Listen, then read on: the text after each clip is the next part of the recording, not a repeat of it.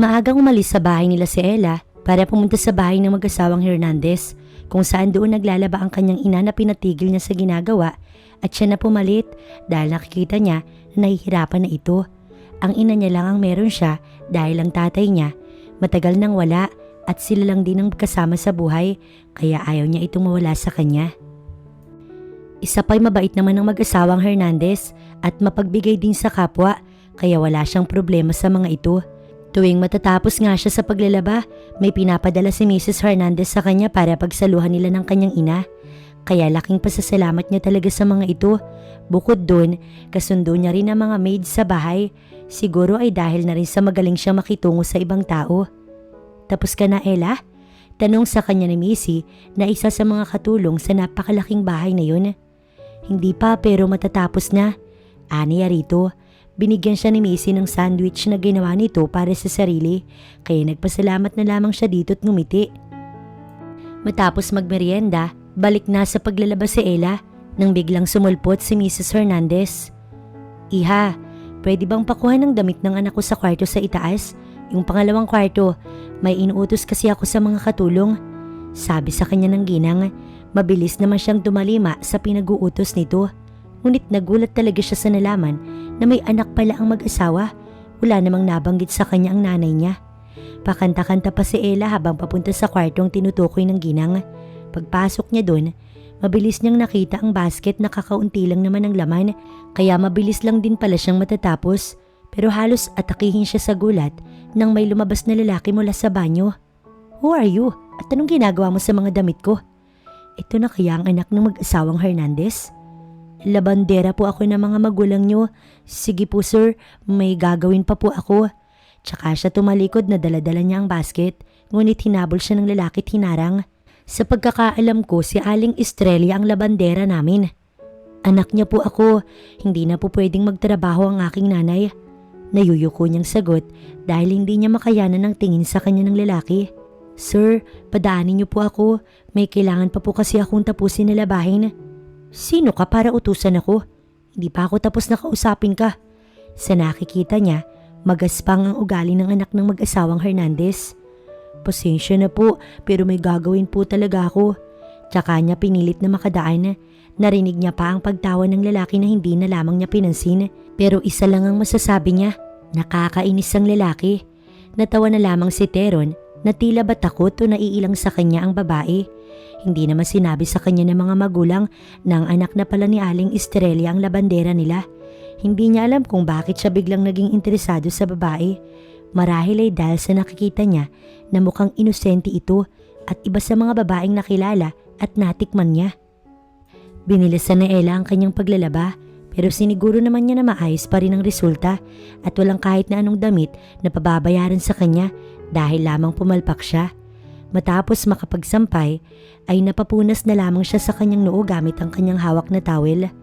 Tsaka siya pumasok sa loob ng bahay pero nagulat na lamang siya dahil sa may pintuan sa may kusina ay nandoon ang anak ng mag-asawang Hernandez na mukhang kanina nung nagsasampay siya, pinapanood siya ng lalaki. Good job, sabi nito na hindi na lamang niya pinansin pero hinawakan nito ang kanyang braso. Hindi pa ako nakakapagpakilala sa iyo. And I want you to know me. My name is Teron. And you are? Nagdadalawang isip pa si Ella kung sasabihin niya sa lalaki ang kanyang pangalan pero nanaig sa kanya na dahil anak ito na mga nagpapasweldo sa kanya, marapat niya lamang itong sagutin ng maayos at hindi bastusin. Ella po, nahihiya niyang sagot. Nice name ha? Sige po, magpapaalam na po ako sa mga magulang niyo. Aalis na po ako. Aniya sa lalaki pero ayaw siya nitong bitiwan. Pero nang makita na takot na siya, binitiwan din naman siya agad. Napailing-iling na lamang si Teron. Ella? Nice name. Pang-inosente, parang ang babae. Sigurado siya na wala pa itong karanasan sa mga makabundong bagay. Halata nga na parang takot na takot sa lalaki. Sa kanya pa nga lang, nangangatog na. Sinundan niya na lamang si Ella na nakita niya sa living room, nakausap ang mami niya at nasa tabi nito ang daddy niya. May ibinigay na pera ang mami niya kay Ella na malamang ay bayad sa paglalaba dahil iyon naman ang dahilan kung bakit nandoon ang babae. Sige po, aalis na po ako. Paalam nung Ella na pinayagan naman ng kanyang mga magulang pero tila ba nainis siya nang hindi siya tapunan ng tingin ng babae kahit nakita ang kanyang direksyon. Lumapit si Teron sa kanyang magulang. Nasaan si Aling Estrella? Sabi ni Ella na nahihirapan na ang kanyang ina kaya siya na muna ang pumalit. Bakit anak, may problema ba? At saka wala tayong magiging problema kay Ella. Napakabuti niyang anak. I see. Yun na lang ang nasabi ni Teron pero tila ba nababasa ng kanyang daddy ang tumatakbo sa kanyang isipan. Kilala ka namin anak at alam namin na babaero ka at kung sino-sinong babae na yung natikman mo. Pero wag si Ella. Banta ng kanyang daddy. Tumawa na lamang si Teron. Dad, hindi ako papatol sa isang labandera. Kunwari nandidiri pa siya kahit na ang totoo. Gusto niya nang itanong sa mga ito kung kailan babalik si Ella. Samantala si Ella, malakas ang kabog ng dibdib. Bakit parang ayaw niya nang bumalik sa mag-asawang Hernandez? Nakakainis kasi yung anak ng mga ito. Ang gaspang ng ugali. Bukod dun, mukhang bastos. Lingid sa kaalaman ni Ella na itinuturing na siya ni Teron bilang challenge. Challenge na papatunayan nito sa sarili na makukuha siya nito. Sobrang naging interesado sa kanya si Teron kahit na unang beses lang siyang nakita. Niyaya si Teron ng kaibigan niyang si Gerald para lumabas nang sa ganon ay makapag-enjoy sila. Dating gawi, mambababae, pero tumanggi siya na laking pagtataka ng malapit niyang kaibigan dahil sa mga ganoong lakad, hindi tumatanggi ang isang Teron Hernandez. Inaasar pa nga siya nito na anong masamang hangin daw ang nakadali sa kanya. Gusto naman ni Teron na kahit papaano mag-e-enjoy pero parang mas mag-e-enjoy siya kapag nakita niya ulit ang labandera ng mga magulang niya na hindi pa rin bumabalik dahil ang araw lang talaga ng pagpunta sa kanila ay araw ng linggo. Masyado na siyang naging interesado sa babae na pati ibang gawain niya naapektuhan na. Samantala si Elay habang walang labada, nagbebenta ng paninda ni Aling Terry na medyo malapit lang sa kanila at may kaya din. Sapat na rin ang binibigay nito sa kanya sa isang araw. Naniniwala kasi siya na wala namang tatanggap sa kanya ng mga trabaho, lalo na ang sa mga company o mga resto dahil hindi naman siya nakatapos. Masyado pa namang mataas ang standards ng iba. Nang minsan nga na sumubok siya, paano daw siya tatanggapin kung noong high school ay hindi kataasan ng grades niya tapos hindi pa siya nakapag-college. Maya-maya ay may bumibili nang bigla na lamang pumasok sa isip ni Ella na sa susunod na araw ay linggo na pala kaya babalik na siya sa malaking bahay ng mga Hernandez kaya ipinagdarasal niya na sana wala doon yung anak ng mag-asawang si Teron. Kahit yun na lang. Ella, ano ba, may bumibili? Sabi ni Aling Terry na may-ari ng bilihan ng merienda. Agad na napabalik sa wisyo si Ella at humingi ng pasensya dito. Naiintindihan naman siya basta daw ay maging alisto lang lagi. Kaya naman napatango na lang si Ella. Maagang naubos ang itininda ni Ella. Siguro ay dahil sa masarap talaga ang luto niya. Bukod kasi sa pagiging masipag, yun ang naipamana sa kanya ng kanyang nanay. Aling Terry, uwi na po ako. Paalam niya kay Aling Terry. Sige, balik ka na lang bukas. Naabutan naman siya nito, kaya uuwi na talaga siya. Nang makauwi si Ella, naabutan niya ang kanyang nanay na nagwawalis. Mabilis siyang lumapit dito at inagaw ang walis. Nay, di ba dapat nagpapahinga lang kayo? Eh anak, ikaw na nga ang nagtatrabaho sa ating dalawa. Nakakahiya naman kung pati dito sa bahay ay ikaw pa rin. Nay naman, ayos lang. Ito, may dala kong pansit.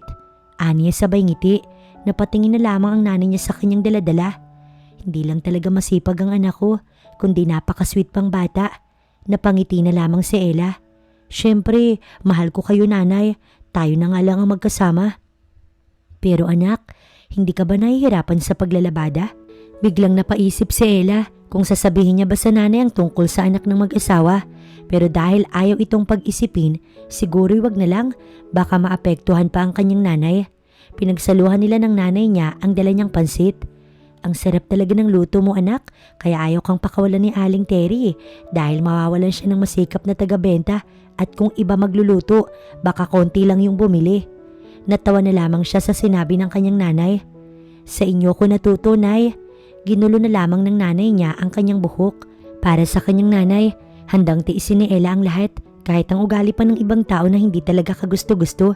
Katulad na lamang ng Teron na yun. Araw ng linggo, kaya maagang pumunta si Ella sa malaking bahay ng mga Hernandez upang sa ganoon, maaga rin siyang makaalis doon. Ayaw niya na makasagupa yung anak ng mag-asawa. Baka masira lamang yung araw niya. Pero kapag minamalas ka nga naman talaga, dahil pagpasok niya ng loob ng bahay, si Teron agad ang nakita niya na nakaupo sa may sofa at mukhang may hinihintay. Hindi na lamang niya pinansin ng lalaki at tinawag ang pangalan ng mag-asawa. Kahit naman nasa pangalawang palapag ang mag-asawa, rinig siya mula sa baba dahil may kalakasan ng kanyang boses. Hindi mo man lang ba ako babatiin ng good morning or what? Wala kang respeto sa anak ng mga taong nagpapasweldo sa iyo. Sabi sa kanya ni Teron matapos ipatong sa mesa ang kaninang binabasa nitong magazine. Hindi niyo rin naman po ako nire-respeto, sir. Kaya bakit ako magiging ganoon sa inyo? Aniya sa lalaki na halatang kinainis nito, kaya napatayo at mukhang papatulan siya, pero nakita na pababa na ang mga magulang nito. Ella, iha, aalis kami ng asawa ko pero ang pera, iniwan namin kay Manang na kuhanin mo na lamang kapag tapos ka na. Wika ni Mrs. Hernandez. Sige po, at saka siyang umiti. Tumingin ng ginang sa anak nito. San, may papalabhan ka ba? Bigay mo na lamang kay Ella, aalis na kami ng daddy mo. Napangiti si Teron sa sinabi ng mami nito at umalis na nga ang mag-asawa. Follow me. Utos sa kanya ng lalaki. Kung wala lang talagang sinabi ang mga magulang nito, talagang hindi siya susunod.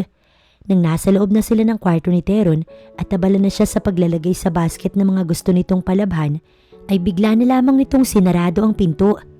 Sir Teron, ano pong ginagawa niyo? Tanong niya sa lalaki na pinipilit pa rin ni Ella na gamitin ng matapang niyang boses para lamang hindi isipin ng lalaki na siya ay mahina at natatakot dito. Oh, don't be scared, Ella. Mag-uusap lang tayong dalawa. Tsaka unti-unting naglakad papunta sa kanyang lalaki. Mag-uusap? Pero bakit kailangan na sarado ang pintuan? At tsaka wala naman po kung oras makipag-usap sa inyo dahil ang dami ninyong pinalalabhan sa akin. Inis niyang sabi sa lalaki, kaya mahina itong napatawa. Sabihin na lang natin na ayoko ng istorbo. Doon na tuluyang kinabahan si Ella at umisip na agad siya ng paraan kung paano maipagtatanggol ang sarili kung sakaling kawan siya ng masama ng lalaki. Nang nasa harapan niya na si Teron, hinaplos nito ang mukha niya. Grabe ang tingin nito sa kanya. Tingin na parang may gustong makuha, kaya hindi na nagdalawang isip pa si Ella na ibaba muna ang basket na may lamang labahin, tsaka niya tinuhod ang pag-aari ng lalaki at doon siya dali-daling lumabas ng silid. Narinig niya pa ang pagmumura ng lalaki pero wala siyang pakailam. Hindi siya padadaig sa kabastusan nitong taglay dahil hindi naman siya ganoong klase ng babae. Oh, anong nangyari? Bakit pinagpapawisan ka? Parang may humabol sa'yo. Tanong ni Macy nung nasa kusina na siya. Kahit hindi niya talaga gawain ng magsinungaling, napipilitan tuloy siya. Wala. Ang init kasi. Sige, maglalaban na ako. At lumabas na siya sa pintuan sa may kusina. Sa labas kasi nun ay nandoon ang lugar kung saan siya pwedeng maglaban ng walang istorbo. Tinawag muna si Ella ni Manang dahil kakain na muna sila ng tanghalian. Nakakapagod at nakakagutom din kasi ang paglalaba. Pero tila ba nawala ang gutom niya nang makita si Teron na nasa may hapag at binigyan agad siya nito ng masamang tingin. Aalis na sana siya at sasabihin na lang na kapag muli siyang tinawag ni Manang na mamaya na lamang siya pagkatapos ng lalaki. Pero nakapaglagay na agad ng pinggan ng matandang katulong sa mesa para daw may kasama rin ang amo nito. Kinakabahang lumapit sa mesa si Ella. Nagdadalawang isip pa nga siya kung hihilahin niya ang bangkuan at kung siya'y uupo ron. Pero kalaunan ay umupo din naman siya, lalo at may nakahain ng pagkain. Sinabi din ni Manang na umupo na siya. You think? Na ganun-ganun na lang yun? Hindi niya tinapos ang pagsubo dahil sa sinabi ni Tero na nakatuon lamang ang atensyon sa kanya at parang ayaw siya nitong pakainin. Kasalanan niyo naman sir dahil bastos kayo. Aniya matapos niyang ibaba ang tinidor at kutsara. Natawa ang lalaki sa kanyang sinabi. Ako? Ako pa talaga ang bastos? Sino ba sa atin ang hindi marunong rumispeto sa anak ng mga nagpapasweldo sa kanya? Hindi ba't ikaw? Hindi nyo naman kasi deserve. Huwag nyo akong itulad sa ibang babae dahil hindi nila ako katulad. Bigla na lamang siyang nawalan ng gana, lalo na nang marinig niya ang tawa ni Teron na hindi naniniwala sa mga sinasabi niya. Really? Then patunayan mo. Nangahamon pa nitong sabi, kaya napatayo na siya. Mabuti na lang talaga't wala doon si Manang. Bastos talaga kayo. Tsaka siya tumalikod. Natawa na lamang si Teron sa naging reaksyon ni Ella. Habang nagsasampay ay bubulong-bulong si Ella. Kahit na nagugutom na siya, tinitiis niya lamang kaysa naman makasabay ang buwisit na si Teron. Anong problema mo? Bakit para yatang mga damit na sampay ang inaaway mo? Bigla na lamang sumulpot si Macy sa tabi niya. Wala lang. Ayaw niyang magkwento dito dahil baka hindi pa ito maniwala sa kanya. Alam mo, may napapansin ako. Napatigil siya sa pagsasampay dahil sa sinabi ni Macy. Ano naman yun? Kunot noon niyang tanong. Si Sir Teron, mukhang gusto ka niya. Ewan ko sa'yo, Macy, kung ano-anong sinasabi mo dyan. Naiiling niya na lamang sabi at ipinagpatuloy ang ginagawa niya. Pero hoy, no joke ha, parang gusto ka talaga niya o gusto ka lang niyang makama. Oo, inosente siya, pero hindi ganun ka-inosente. Alam niya ang mga gawaing ganun. Wala siyang mapapala sa akin. Inis na sabi ni Ella, pero hindi niya inaasahan ang itatanong sa kanya ni Macy. Pero be, virgin ka pa ba? Ano ba namang klaseng tanong yan, Macy? Halatang natakot si Macy sa kanya dahil sa tono ng kanyang boses. Baka kasi dahil dun kaya interesado sa'yo si Sir Teron. Babaero kasi yun, tapos mukha kang inosente. Baka gusto niya nang hindi pa nagagamit. Biglang kinabahan si Ella sa sinabi ni Macy. Hindi naman sa paninira sa amo natin be, pero marami na siyang nakamang babae. Kaya pala ganun na lamang ang lalaki sa kanya. Lantaran na ang pagpapakita nito kung anong nais sa kanya. At yun ay ang makuha siya. Dahil oo, virgin pa siya. Sa magiging asawa ko lang ibibigay ang virginity ko, Macy. Kaya walang mapapala sa akin ng Teron na yun. May tapang niyang sabi kay Macy na napatango na lamang at sinabing mag-iingat na lamang daw siya. Lingid sa kanilang kaalaman na narinig ni Teron ang usapan kaya napangiti na lamang ang lalaki. Mas lalo siyang natcha-challenge dahil sa kanyang nalaman. Uuwi na sana si Ella, kaso bigla na lamang siyang hinarang ng buwisit na si Teron na hindi niya naman alam kung anong pakay. Pero baka nga tama si Macy na gusto siya nito, kaya gagawa naman ito ng bagong kabalastugan na hindi niya alam kung saan pwede na namang mauwi. Ihatid na kita kung saan ang bahay niyo para naman makatipid ka. Alok ng lalaki pero kaagad na umiling si Ella. Magbabayad na lamang ako ng taxi kaysa naman ang magpahatid sa inyo. Matigas niyang wika at pilit itong pinatabi para makadaan siya. Ngunit ayaw talaga ni Teron kaya nung magtama ang mga mata nila, binigyan pa siya ng mapang-asar na tingin. Kaya sa inis niya, tinadyakan niya na lamang yung paa nito upang matigil at makaalis na siya ron. Agad na inalala ng lalaki yung paa kaya ayun ang tinake advantage niya upang makaalis dun. Naiwan si Teron na napapamura. Nakakailan na sa kanya ang babae.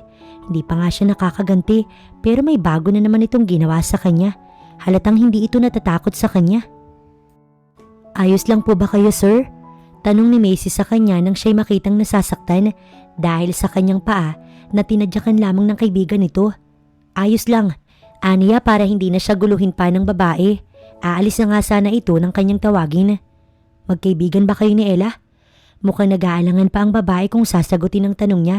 Pero kalaunan, sumagot din naman. Opo, bakit po? Wala. Tumango lamang ito at siya iniwan. Sa ginawa ni Ella, pwede niya itong isumbong sa mga magulang niya at mawalan ito ng pagkakakitaan. Pero hindi siya ganun dahil may sarili siyang paraan para makaganti at hindi rin naman sila mga bata para sa mga sumbungan. Naupo na lamang si Teron sa malambot nilang sofa. Iba talaga si Ella. Halatang pinoprotektahan ng sarili mula sa kanya. Samantalang ang ibang babae, halos ihain na yung kanilang sarili. Magamit niya lamang ng isang gabi. Pero pasasaan ba? Matutulad din si Ella sa mga babaeng yun. O anak, bakit ganyan ka? Parang may humabol sa'yo. Hinihingal ka pa. Alalang tanong kay Ella ng kanyang nanay dahil nakauwi na siya sa bahay. Wala po ito, Nay. Pagsisinungaling niya dahil hindi naman niya pwedeng sabihin ng totoong dahilan. Baka nahihirapan ka na din. Anak, pwede naman ng... Hindi, Nay, kaya ko pa po. Totoo naman kaya niya pa ang mga labada. Ngunit ang kabastusan ng Teron na yun at hindi pagrespeto sa kanya ang hindi niya kinakaya. Sige, ako na lang ang magluluto ng hapunan natin mamaya. Tanging pagtango na lamang ang naging tugon ni Ella, tsaka niya tinungo ang kanyang kwarto. San, bakit ganyan ang mukha mo? Naabutan kasi si Teron ng mga magulang niya na parang galit at masama ang loob sa isang tao. Wala po, ma'am. Tsaka siya umiling. Hayaan mo na yung anak mo. Hindi lang yung nakakapang babae kaya ganyan. Sabi na lamang ng kanyang daddy. Grabe ka naman sa anak natin, Han. Baka naman may problema lang. Mabuti pa yung mami niya concerned sa kanya. Samantalang ang daddy niya ay sa pagiging babaero niya lamang ang nakikita. Yung pera ba'y naibigay ni Manang kay Ella? Yes, Dad. Kanina pa siya umalis. Mabuti naman kung ganun. Napakasipag ng dalagang yun. Kaya wag na wag mo siyang babastusin. Maraming babae sa club pero wag si Ella. Naiintindihan mo ba ako, San? Tumango lamang si Teron kahit nang totoo. Parang nakamute ang mami niya at wala siyang narinig. Nasa bar sila ng kaibigan niyang si Gerald. Noon lamang sila nagkasama ulit dahil nga kapag nagyayaya ito ay hindi niya pinauunlakan. Pansin ng kaibigan niya na parang wala siya sa sarili. Teron, are you okay bro? Kaya nga tayo nandito'y para magsaya. Tapos ganyan ka naman. Idinaan na lamang sa tawa ni Gerald ang pagsasabi noon sa kanya. I'm fine. Simple niyang sagot bago diretsyong nilagok ang isang shot ng alak. Maya-maya pa, may lumapit sa kanilang dalawang babae. Ang isang babae ay tumabi kay Gerald samantalang ang isa naman ay sa kanya. Saan niyo gustong pumunta pagkatapos nito? Tanong ni Gerald na ang kamay ay gumagala na sa iba't ibang parte ng katawan ng babaeng katabi nito. Kayong bahala. Sinubukang hawakan si Tero ng babaeng katabi ngunit hindi ito nagtagumpay dahil mabilis niyang pinalis ang kamay nito. Wala siyang gana na makipag-ano sa kahit na sino lalo't hindi pa rin nawawala ang inis niya sa babaeng si Ella. Bro, look what you did. Pati yung sa akin umalis. Kunwari ay inis na sabi sa kanya ng kaibigan na parang ewan, mabilis naman itong makakakuha kahit na sinong babae. I don't want any girl right now. Pag-amin niya, kaya naman malakas na tumawa si Gerald. Ano ka mo? Ikaw? Ayaw sa babae? Ikaw pa rin ba yung kaibigan ko? Halos gabi-gabi nga, iba yung babae mo. Tapos sasabihin mo sa akin na ayaw mo na? So ano nang nangyayari? In love ka na ba? May nagugustuhan ka na ba? May siniseryoso. Who's that unlucky girl? Kadaldala ng kanyang kaibigan. She's very different. At hindi ko siya siniseryoso. Challenge lang siya para sa akin. Kapag nakuha ko na, wala na siya ulit. Paliwanag na kay Gerald na parang ayaw pang maniwala dahil sa mapangasar nitong tingin. Ano ba siya? Berhen? Bro, no. Huwag kang mamimilit ng babae. Ang dami-daming mga babaeng gustong magpagamit kaya wag mong pilitin ang ayaw. Naiiling na sabi sa kanya ni Gerald. Hindi na lamang niya ito pinansin. Tumayo na siya tsaka naglakad paalis ng bar. Narinig niya pa ang pagtawag ng kaibigan na hindi na lamang niya pinansin dahil alam niyang mambababae pa ito doon. Tsaka hindi din naman siya nito susundan. Maghahanap pa ito ng babae sa bar na yun na pwede sa gabing yun. Nang umuwi si Teron sa kanila ay ang matandang katulong na lamang ang gising at dahil ka-close naman niya si Manang, ito na lamang ang naisipan niyang tanungin. Alam niyo ho ba kung saan nakatira sila Aling Estrella? Tanong niya rito. Bakit iho? Umisip agad si Teron ng magandang dahilan para makapagsinungaling. Mabuti na lang talaga at pagdating sa mga ganoong bagay, mabilis gumana ang kanyang utak. May ibibigay lamang ho ako sa kanila na makakatulong sa mag-ina. Magalang niyang tugon sa matanda upang maibigay nito ang impormasyon na kanyang nais. Ganun ba? At sinabi nito ang address kaya ayun, hindi niya na kailangan pang maghintay ng linggo para makita si Ella. Maraming salamat ho, Manang. Tumango lamang ang matanda at iniwan siyang napapangiti. Siguradong magugulat si Ella sa biglaan niyang pagpunta sa bahay ng mga ito. Huwebes ng umaga't maganda ang gising ni Ella, ngunit ang ganda ng umaga niya, mabilis na nawala dahil sa bisita nila o matatawag na buwisita. Anong ginagawa ng lalaking ito sa bahay nila? Anak, bumisita pala si Sir Teron. May mga dala siyang groceries bilang pasasalamat daw sa iyo sa pagiging mabait mo sa kanya. Masayang sabi sa kanya ng kanyang nanay. Tumingin siya kay Teron na nakangiti lang. Pero walang katotohanan ang sinabi nito sa nanay niya dahil paano siya naging mabait dito kung puro pambabastos ang ginagawa nito sa kanya at sa tuwing gagawin nito yun, gumaganti naman siya. O sige, maggagawa muna ako ng almusal natin. Paalam ng kanyang ina para sila lamang dalawa ng lalaki ang maiwan. Ang ginagawa mo dito? Inis niyang tanong sa lalaki nung masigurado niya na nasa kusina na ang kanyang nanay. Sinabi naman na ng nanay mo, diba? Hindi mo ba narinig? Mapang-asar nitong sabi. Alam mong walang katotohanan yun dahil kahit kailan hindi ako magiging mabait sa isang katulad mo. Really ha? Pasalamat ka pa nga dapat na hindi ko sinumbong sa nanay mo yung ginawa mo sa akin. Napapadyak na lamang si Ella dahil sa inis. Ngayong nadala mo na yung gusto mong dalhin, makakaalis ka na. And who told you na alis ako agad? Ako ang magdidesisyon kung kailan ako aalis. Pinipigilan lamang ni Ella ang makasakit, pero sa totoo lang, inis na talaga siya. Kanina mo nalaman na dito kami nakatira? Ayokong sabihin, baka mamaya awayin mo pa. Patuloy siyang inaasar ng lalaki. And I have my ways. Dagdag pa nito. Talaga? Saan ka dumaan? Pambabara niya naman dito. You know, Ella, hindi ko nga alam kung bakit sinasayang ko yung oras ko sa'yo. Napairap si Ella. Sinasayang pala eh. Bakit hindi kayo tumigil sa ginagawa ninyo? Tsaka alam naman natin na katawan ko lang yung habol nyo, diba? Kasi ganun ka, babaero ka. Sigaw niya sa lalaki na napatayo na dahil halatang natamaan. Papatulan na sana siya ng lalaki pero biglang bumalik ang kanyang nanay. Nakaluto na ako. Kumain ka na ba, iho? Maaari ka namang sumabay sa amin kung gusto mo. Alok ng kanyang nanay. Buong akala niya itatanggi si Teron pero sinabi ba naman na hindi pa ito kumakain kaya todo ang pagmamaktol niya. Mabuti pa yung nanay mo mabait. Bulong pa nito sa kanya bago sumunod sa kanyang ina. Kung napipilitan ka lang po sir, huwag ninyong pilitin ang sarili ninyo. Alam ko naman na hindi kayo sanay sa mga pagkain ng mga mahihirap. Aniya, nung nakaupo na silang lahat na nasa mesa. Anak, huwag ka naman ganyan. Pagsaway sa kanya ng nanay. Ayos lang po, nahihiya lang po siguro yung anak nyo na maging mabait sa akin ngayon. Halos masuka siya sa sinabi ni Teron na malaki ang ngiti sa labi pero hindi niya maiwasang mamangha dahil hindi ito nag-iinarte at nagustuhan ng luto ng kanyang ina. O baka naman nagpapanggap lang. Ewan niya ba pero mamaya'y malalaman niya rin kapag pinaalis niya na ito. Naiinis kasi talaga siya sa lalaki. Baka mamaya sa harapan pa ng nanay niya ito gumawa ng kalokohan. Ngayong wala na tayo sa harapan ng nanay ko at nasa labas ka na ng bahay namin. Pwede mo nang ipakita ang tunay na ikaw. Inis na sabi ni Ella kay Teron. You know what? Totoo yung sinabi ko kanina na masarap magluto yung nanay mo at nagustuhan ko. I was just telling the truth. Anong masama dun? Balik naman sa kanya ng lalaki. Lukuhin mo lolo mo. Umalis ka na nga Sir Teron. O ayan may respeto ng kasama kahit hindi mo naman talaga deserve. Aniya at tinalikuran ng lalaki. Makukuha din kita Ella. Not now but soon. Ang sinabi nito ang nakapagpatigil sa kanya sa paglalakad pero hindi na lamang niya nilingon pa ang lalaki. Hanggang sa narinig niya na lamang na umalis na ang sasakyan nito kaya nakahinga na siya ng maluwag. Anak, bakit ka ba ganun kay Sir Teron? Tanong agad ng kanyang nanay na makapasok siya sa bahay. Nay, nung nandun ako sa bahay nila ganun din yun. Nagpapanggap lang yun. Baka bumabawi lamang anak at gustong makipagkaibigan sa'yo. Kung sasabihin niya lang sa nanay niya kung ano talaga yung gustong makuha sa kanya ng lalaki, tiyak na ito'y magugulat pero hindi niya yun gagawin. Baka lalo pang manghina ang kanyang ina. Pumunta na lamang si Ella sa kanyang silid. Mamaya pa may trabaho siya kaya magpapahinga na muna. Tsaka balak niyang siya ang magluto ng kanilang tanghalian. Samantala si Teron, umuwi na sa kanila.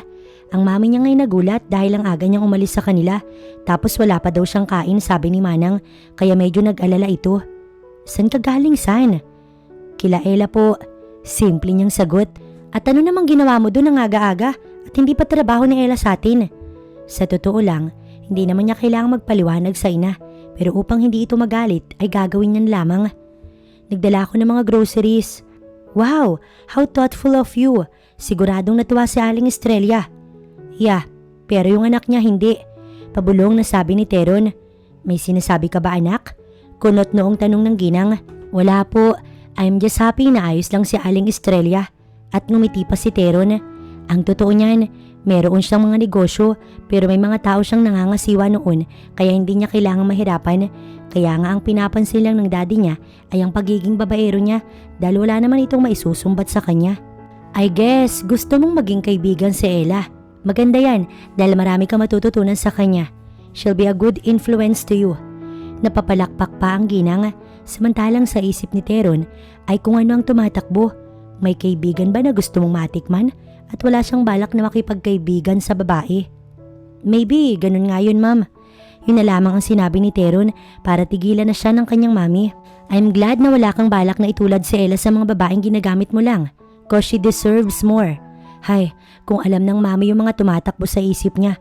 Kapag nakikita niya si Ella, baka tinakwil na siya nito bilang anak. Matuloy na lumipas ang araw at linggo na naman at doon na naman siya sa bahay ng mga Hernandez. Hindi pa rin niya nakakalimutan ang pagdalaw sa kanila ni Teron ng Huwebes. Hiling niya na sana wala ito doon sa bahay para naman masaya siya. Kaso hindi siya malakas kay Lord dahil pagdating niya doon, nandun ang lalaki at nagkakape pa. Pero hindi na lamang niya ito pinansin dahil alam naman niya ang gagawin niya. Kukunin niya na lamang ang mga maduming damit at lalabhan iyon. Hindi niya na kailangan pang makipagplastikan sa lalaki. Laking pasasalamat ni Ella dahil hindi siya sinundan ng lalaki. Mukhang behave ito ngayon. Mabuti naman kung ganun dahil tahimik din siya. Abala sa paglalabas si Ella nang may magsalita sa likod niya. Akala niya kung sino yun, si Macy lang pala. May mga bisita si Sir Teron. Yung isa'y kaibigan niya ata tapos isang babae. Ano namang pakailam ko? Bakit mo ba sinasabi sa akin? Inis na sabi ni Ella. Kasi akala ko nililigawan ka niya. Narinig ko na dinalhan kayo ng groceries ng Webes. Napapakamot sa ulong sabi ni Macy. Hay, ewan ko ba sa lalaking yun? Trip-trip niya lang yun. Sabi niya na lamang kaya napatango-tango lang si Macy tsaka siya nito iniwan. Kapag minamalas ka nga naman, may nakalimutan siyang kumot sa kwarto ng mag-asawang Hernandez kaya kailangan niya pang umakyat at nasa may living room mga hagdan kaya makikita niya si Teron at ang mga tinutukoy ni Macy. Naabutan niya ang mga itong nagtatawanan at natigil sa pagtawa nang makita siya. Sa kanya natuon ang atensyon ng mga ito lalo na ang kaibigang lalaki ni Teron. Sino siya bro? Tanong ni Gerald sa kanya. Actually, hindi alam ni Teron ang isasagot sa kaibigan.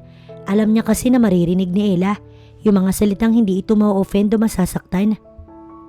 Anak ng labandera namin, siya muna pumalit sa nanay niya. Aniya habang nakatingin kay Ella nang biglang tumawa ang kasamang babae ni Gerald. Hindi niya nga alam kung saang bar ito napulot ng kaibigan kaya anong karapatan itong tumawa. Bakit pa ba sinama ni Gerald ang babaeng ito? What's funny? Inis niyang sabi sa babae samantalang nakita niya ang mukha ni Ella na tila ba nahiya ito kaya agad nang tumalikod sa kanila at tumakyat na ng hagdanan. Nakakairita kasi ang babae ni Gerald. Bro, saan ka pupunta? Aalisin mo yung babae mo dito o ipapakaladkad ko yan palabas? Inis niyang sabi sa kaibigan na napapaawang na lamang ang labi. Sinundan ni Teron si Ella na nakita niya sa kwarto ng kanyang mga magulang. Nakatalikod ito kaya hindi niya kita na lumuluha yung babae dahil nasasaktan talaga siya kapag alam niyang minamaliit siya. Lalo na sa ginawang pagtawa ng babae sa ibaba kaya nagulat na lamang si Teron na pagharap nito. Nakita niya na may mga luhang tumutulo sa mga mata nito pero hindi niya alam kung bakit siya nakaramdam ng kung ano dahil lang tanungin niya kung bakit ito umiiyak. Basta na lamang siyang nilagpasan ni Ella at hindi pinansin. Napamura na lamang si Teron parang gusto niyang manakit ng babae pero hindi si Ella kundi ang babae ng kaibigan niya. Matapos ang saglit na pag-iyak, ayos na ulit si Ella. Pinunasan niya ang kanyang mukha upang wala ng bakas na pag-iyak niya. Pinagpatuloy na lamang niya ang paglalaban nang sa ganun, makaalis na rin siya doon. Tapos na si Ellang maglaba kaya magbabanlaw na lamang siya nang biglang sumulpot si Teron. Are you okay now? Tanong sa kanya ng lalaki. Ang buong akala niya aasarin siya nito pero bakit ganun ang tinatanong sa kanya? Bakit naman po ako hindi magiging okay? Pabalang niyang sagot dito kaya napabuntong hininga na lamang ang lalaki. I saw you crying earlier. Hindi ko sinabi yun para... Hindi niya na pinatapos ang lalaki sa gagawin nitong paliwanag. Wala siyang pakailam sa mga sasabihin nito. Wala ho akong interes sa mga sasabihin ninyo. At saka totoo din naman. Ella, may gagawin pa po ako. Sana wag niyo akong abalahin, Sir Teron. Ipinagdiinan niya pa talaga ang mga huli niyang sinabi, lalo na yung sir. Napamura na lamang ang lalaki bago siya nito iniwan, kaya nakahinga na siya ng maluwag. Samantala pagbalik ni Teron sa may living room, wala na doon ang babae pero nandoon pa ang kaibigan niyang si Gerald na hindi alam kung bakit parang napapangiti ito at mukhang masaya. Sinuyo mo? Sinasabi mo dyan? Pagmama ang maangan niya. Mukhang concern ka sa kanya. Siya na ba? Natatawa pa ang kanyang kaibigan. Ayoko lang naisipin niya na sinadya kong sabihin ng mga salitang yun upang maliitin siya. Pagpapaliwanag niya sa kaibigan na napapailing-iling na lamang at halatang hindi naniniwala sa kanya. Talaga ba? Lokohin mo na lahat bro, wag lang ako. I'm fucking telling the truth. Napamura na si Teron kaya mas lalo lamang natawa ang kanyang kaibigan. Mukhang tinamaan ka na pero hindi mo lang nahalata. Tinamaan ka sa kanya. Yung pagtawa nga lang ni Candy kanina parang gusto mo na siyang patayin sa tingin pa lang.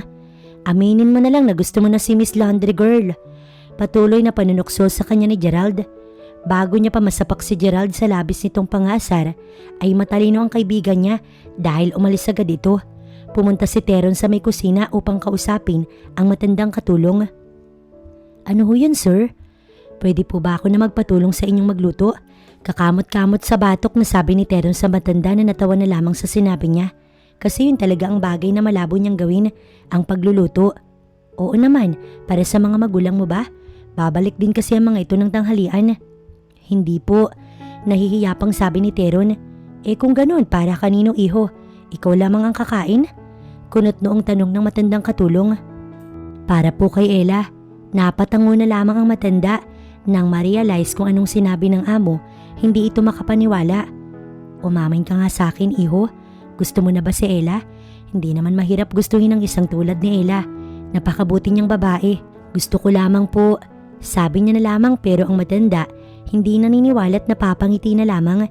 Hindi nga maipagluto ang sariling mga magulang tapos magpapatulong magluto para sa isang babae.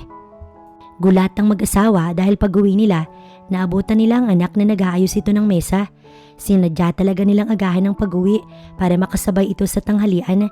Kaya natutuwa sila na mukhang ipinaghanda sila nito. Kaya hindi nila naiwasan ng magtinginan nang ipatawag ng anak nila si Ella. San? Dinaan na lamang ng ginang sa pagtawa ang pagtawag sa anak. Agad sila nitong nilingon. How thoughtful of you na pinaghanda mo kami ng daddy mo. Sinabi yun ng ginang para malaman niya kung para ba talaga sa kanila o tama ang kanyang nasa isip na para iyon kay Ella. It's for Ella, ma'am. Simpleng sabi nito at iniwan na muna sila dahil hindi sumama si Ella kay Missy kaya ito na mismo ang tatawag sa dalaga. Lumapit si Mrs. Hernandez sa matandang katulong. Manang, anong nangyayari dito? Nagpatulong yung anak ko sa inyo para kay Ella? Yes, ma'am. Ang totoo niyan, siya talagang lumapit sa akin para magpatulong magluto. At noong tinanong ko kung bakit, ang sabi gusto niya na lamang daw. Pagkukwento pa ni Manang, tumingin si Mrs. Hernandez sa asawa na seryoso lamang ang muka at napakibit balikat na lamang. Ella, let's eat. Si Tero na mismo ang tumawag kay Ella. Busog pa po ako, kumain ako bago umalis ng bahay. Saad ni Ella na nagsasampay na. Malapit naman na siyang matapos pero kung ang lalaking makakasabay niya sa pagkain ng tanghalian, tatagalan na lamang niya ang ginagawa niya. No, you're not. I'm sorry for earlier. Kung galit ka sa akin, huwag mong gutumin ang sarili mo. Inis na hinarap ni Ella ang lalaki. Bakit ko naman po gugutumin ang sarili ko dahil lamang sa isang tulad nyo? Feeling din kayo eh. Tsaka siya muling tumalikod at iiling-iling na lamang kaya nagulat na lang si Ella nang tulungan na siya ng lalaki sa pagsasampay. Ano bang ginagawa nyo? Isn't it obvious? Tinutulungan kita para matapos ka na. Ani at tinulungan na si Ella sa pagsasampay para matapos na ito. Samantala si Ella, hindi alam kung ano bang nangyayari sa lalaki. Sa kagustuhan ba nito na makuha siya? Handa nitong gawin ang lahat? Mabilis na natapos ang pagsasampay dahil tinulungan na si Ella. Pansin niya na sobrang pinagpapawisan ng lalaki. Doon na tayo sa loob, nagugutom na ako. Hindi ko naman hawak ang kaldero. Bakit kayo sa akin nagre-reklamo? Pabalang niyang sagot dito, kaya napasabunot na lamang ang lalaki sa sariling buhok. Mukhang naiinis na sa kanya. Can't you understand? Para sa iyo mga pagkain dahil gusto ko makabawi sa iyo, okay? Now let's go inside. Naiwan si Ella na awang ng labi. Saglit niyang inayos muna ang sarili bago pumasok. Napadaan si Ella sa may dining. Let's eat, Ella. Sabi ni Teron sa kanya. Ang mga magulang nito, salitan lang ang tingin sa kanilang dalawa. Busog pa po ako, sir. Akala ni Teron, nakumbinsi niya na si Ella pero hindi pa pala. Then hindi kami kakain ng hindi kakasabay. Parang batang sabi ng lalaki. Siya na tuloy ang nahiya sa mga magulang nito. Ella, iha, come on, join us. Alam mo bang yung anak ko, inaasa lahat sa mga katulong. Pero kanina, nagpatulong kay Manang para lang maipagluto ka. Kami nga mga magulang niya hindi maipagluto. Pangungumbinsi ng mami ni Teron. Wala tuloy choice si Ella kung di ang sumabay sa mga ito habang si Manang at Macy na pinagsisilbihan sila napapangiti na lamang. Habang siya, litong-litok ano bang nangyari kay Teron kung ang virginity pa rin ba niya ang gusto nitong makuha at bakit parang masyado itong ma-effort. Tapos na si Ella maglabat magsampay. Ang pagtitiklop, hindi naman niya natrabaho kaya makakauwi na siya. Ang gagawa na lamang ng pagtitiklop ay ang ibang katulong. Matapos nilang kumain ng tanghalian, diretso living room na sila para ibigay ng mag-asawa ang kanyang sweldo. Sige po, salamat po. Aalis na po ako. Ani at aalis na sana pero tinawag siya ni Teron na kabababa lamang. Matapos nilang kumain kanina, bigla na lamang itong nawala. Yun pala ay naligo. Paano niya nalaman? Dahil basa ang buhok nito, patunay lamang nakagagaling lang sa paliligo at bagong palit din ng suot na damit. Ihahatid na kita. Hindi man lang ito nahiya na sabihin iyon sa harapan ng mga magulang. Kaya ko naman pong magbiyahe, hindi na kailangan. Alam mo, Iha, minsan lamang maging mabait ang aming anak kaya naman pagbigyan mo na. Napapangiting sabi ng ginang na parang tinutokso siya sa anak nito. Siguraduhin mo lang na ihahatid mo talaga si Ella dahil kapag may ginawa ka sa kanya, ako mismo yung magpapakulong sa'yo. Biglang nag-iba ang aura ng ginang. Kilalang kilala na ang anak na mahilig sa mga babae. Ma'am, I won't do anything. Ihahatid ko lang si Ella. Napailing-iling lang ang daddy ni Teron samantalang ang ina nito ngiting-ngiti lalo na nang sabay silang lumabas ng bahay. Alam mo, hindi mo naman ako kailangang ihatid. Sabi niya kay Teron.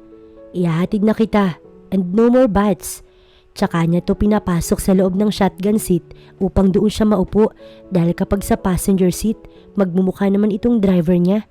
Habang nasa biyahe ay tahimik lang si Ella. Total wala rin naman silang dapat na pag-usapan kaya bakit niya ito kakausapin? Okay lang bang magtanong ako? Nilingon niya ang lalaki. Nagtatanong ka na nga. Sabi niya na lamang dito. Hindi kasama yon. Kahit na kinakausap siya, nakapokus pa rin ang atensyon nito sa daan. Ano ba kasi yun? Nagka-boyfriend ka na ba? Hindi pa. Tsaka niya ipinokus ang tingin sa labas ng bintana. But why? Kumunot ang noo niya sa tanong nito. Anong why? Why? Bakit hindi ka pa nagkakaroon ng nobyo? Mabilis nang nasagot ang tanong nito. Simple lang, dahil maraming katulad mo. Katulad mo na babaero at katawan lang yung habol sa mga babae. Kaya mas gugustuhin ko pa na maging single habang buhay. Ikaw nga unang beses mo pa lang ako nakita. Halatang pinagnanasahan mo na. Natamemi ang lalaki sa kanyang sinabi. Ang harsh mo naman magsalita. Nagsasabi lang ng totoo. Tsaka huwag kang masyadong ma-effort kung ang katawan ko lang at virginity yung gusto mong makuha dahil hindi ko ibibigay yun sa'yo. Hindi na siya kinausap pa ni Teron at nag-focus na lamang sa pagmamaneho. Mukhang tinamaan sa mga sinabi niya. Nung makarating na sila sa harapan ng bahay ay bababa na sana siya pero sinenyasan siya nito na wag dahil pagbubuksan pala siya ng pinto. Salamat na lang sa paghatid. Ani at tumalikod. Pasok na nga sana siya sa loob ng bahay nila nang may sabihin pa ito. Hindi ko alam kung bakit ko ginagawa ang lahat ng to pero ang alam ko lang ay hindi dahil sa gusto ko pa ring makuha yung virginity mo. It's something else, Ella. Something that I cannot explain. Hindi na mawala sa isip ni Ella ang sinabi sa kanya ni Teron. Hindi tuloy siya makapag-focus sa tinitinda niyang merienda. Mabuti na nga lang at kahit papaano, tama yung mga naibibigay niyang merienda dahil kung hindi, mayayari talaga siya. Ano ba kasing pinagsasasabi ng lalaking yun? May something I cannot explain pa. Bakit hindi na lang sabihin ng diretsahan? At kung sasabihin ito ng diretsahan, ang ibig sabihin ba nun? Gusto siya nito? Hay, dahil sa lalaking yun ay kung ano-ano yung iniisip niya. Hindi niya tuloy napansin na may mga bumibili palang mga tambay. Ella, pwede bang ikaw na lang ang bilhin namin? Magkano ka ba? Tumatawang sabi ng isa na mukhang may tama na naman ng alak.